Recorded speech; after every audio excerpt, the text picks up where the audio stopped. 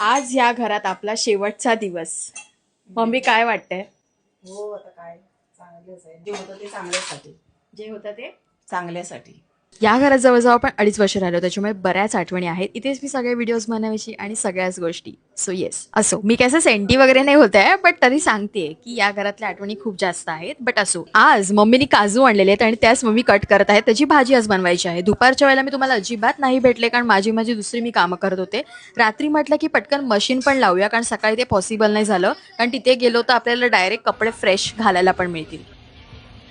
एवढा वेळ कॅमेरा सुरूच आहे, कॅमेरा बंद करायचं विसरून गेली. आज इलेक्ट्रिशियन भैयाला सांगितलं तेच आज आले होते. ते म्हटलं की खिळे वगैरे सगळं चेक करून मग मी त्याचे पैसे सांगणार की किती होतील. काजू पण मम्मीच्या इकडे साफ करून झाले. तसे मला बरेच कॉल करायचे होते, म्हणजे शिफ्टिंगवाल्यांना झालं, त्यांचं टायमिंग वगैरे किती लाख शिफ्टिंग करायचं काय वगैरे सगळ्या गोष्टी, कारण आपल्याला उद्या शिफ्ट करायचं आहे.